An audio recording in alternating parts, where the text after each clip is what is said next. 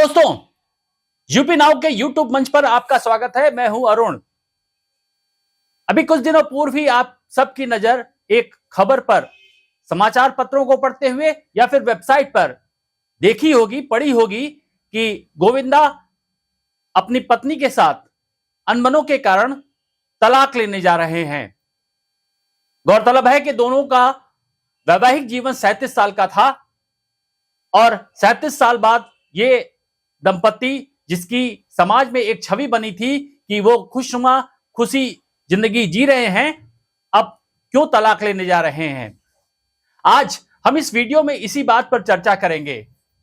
आखिर वो कौन से कारण होते हैं, ज्योतिषी या प्रारब्ध या फिर दोनों ही का मिला जुला, वो कारण को हम जानेंगे, उनका विश्लेषण करेंगे और फिर अगर कोशिश करेंगे कि उनका कोई समाधान हो सकता है, हमें शास्त्रों में मिला है, तो हम उसे भी बताएंगे। एक अजीब सी परिस्थिति है जो भारतीय जीवन में इस समय घटित हो रही है। एक संस्कार जिसे पवित्र माना जाता था, अब बिखरने की अवस्था में पहुंच गया है।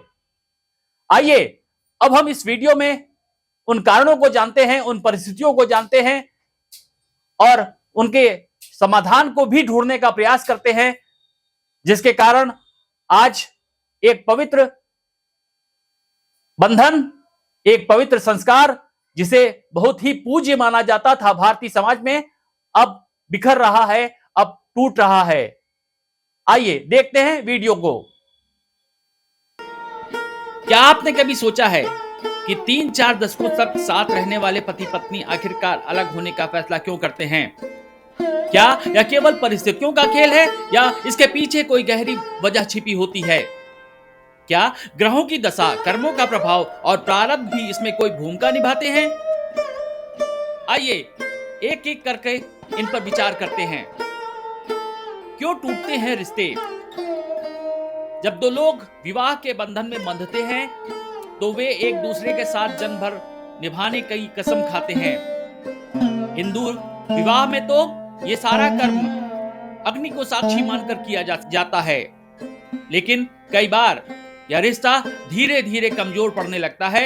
इसके पीछे कई कारण हो सकते हैं। दोनों पक्षों की बदलती हुई सोच, आपसी मतभेद, अकेलापन या फिर कोई बाहरी दूसरे कारण।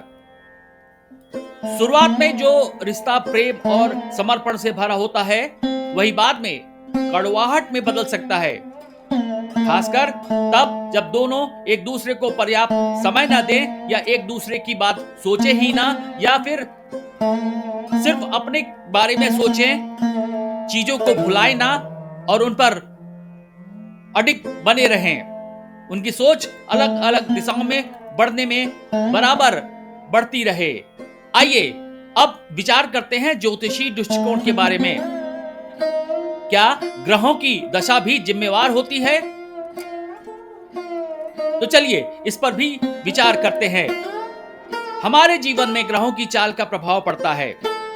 विवाह एक महत्वपूर्ण बंधन है, एक महत्वपूर्ण संस्कार है हिंदू रीति में, और इसमें ग्रहों की दशा भी भूमिका निभाती है। आइए विस्तार से समझते हैं ज्योतिषी और कार्मिक कारणों को। सप्तम भाव और उसके स्वामी का प्रभाव। सप्तम भाव वैवाहिक जीवन से संबंधित होता है और उसके स्वामी में यदि पाप ग्रहों का प्रभाव हो तो विवाह में अंततः कठिनाइयां आ सकती हैं। शनि और राहु का प्रभाव। शनि दीर्घकालिक परेशानियों को दर्शाता है, जबकि राहु भ्रम और रिश्तों में अचानक बदलाव लाता है। यदि यह दोनों ग्रह दशाओं में प्रमुख भूमिका में हो तो तलाक की संभावना बढ़ सकती है। दशा और अंतरदशा का भी प्रभाव पड़ता है। यदि किसी एक व्यक्ति की कुंडली में 60-65 की उम्र के बाद विपरीत ग्रहों की दशा चल रही हो, जैसे कि शनि राहु या मंगल केतु, तो वैवाहिक जीवन में बड़ा परिवर्तन हो सकता है। दोनों पक्ष अपनी अपनी अलग राह पर चल पड़ सकते हैं या चलने को बाध्य हो सकते हैं। क्या पूर्व जन्म का प्रारब्ध भी विवाह के टूटने का कारण होता है? तो आइए इस पर भी सोच विचार करते हैं। कई बार वैवाहिक जीवन में आने वाली कठिनाइयां पूर्व जन्म के कर्मों का फल होती हैं। अगर किसी ने पिछले जन्म में अपने जीवन साथी को दुख दिया हो या विवाह को हल्के में लिया हो तो इस जन्म में भी परेशानियां आ सकती हैं। और अब विचार करते हैं प्रारब्ध और पूर्व जन्मों के कर्मों के प्रभाव का। क्या यह केवल एक जन्म का खेल है या फिर हमारे पिछले जन्मों के कर्म में भी इसकी कोई भूमिका रही है? पूर्व जन्मों के अधूरे रिश्ते इस जन्म में संकट ला सकते हैं। अगर पिछले जन्म में कोई प्रतिज्ञा तोड़ी गई हो तो इस जन्म में वैवाहिक जीवन में समस्या आ सकती है। कर्मों का सिद्धांत कहता है जो जैसा करेगा वैसा पाएगा। इसलिए अपने जीवन साथी के साथ हमेशा प्रेम और सम्मान से पेश आएं, ताकि अगर किसी भी जन्म में रिश्तों में दरार पड़ी हो तो अब ना पड़े और या फिर आगे आने वाले समय में ना पड़े। समाधान। आइए कारणों को जान लेने के बाद अब हम समाधान पर विचार करते हैं। यह समाधान हम आपको कुछ बता रहे हैं और कुछ आप दूसरे जनों से विचार करके भी पा सकते हैं। अगर रिश्तों में दूरियां बढ़ रही हैं तो कुछ उपाय जो हमें प्रतीत होते हैं ज्योतिषीय कारण से और दूसरे अन्य कारणों को विचार करने के बाद हम उनको आपके सामने रख रहे हैं। रोजाना भगवान शिव और माता पार्वती की पूजा करें। सप्तम भाव को मजबूत करने के लिए शुक्र और चंद्रमा को शांत करें। राहु शनि की दशा चल रही हो तो महामृत्युंजय मंत्र का जाप करें। एक दूसरे को समय दें, संवाद बढ़ाएं और पुरानी यादों को ताजा करें। झगड़ों को लेकर डटे ना रहें, उन्हें भुलाने का प्रयास करें। रिश्तों को बचाने के लिए प्रयास जरूरी है।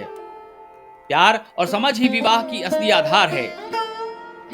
रिश्तों में मजबूती तभी आती है जब हम अपने अहंकार को छोड़कर प्यार को चुनते हैं। अगर आपको यह वीडियो अच्छा लगा हो तो इसे लाइक करें, शेयर करें और हमारे चैनल को सब्सक्राइब करें। मिलते हैं अगले वीडियो में एक नए विषय के साथ। अरुण का सादर अभिवादन स्वीकार करिए।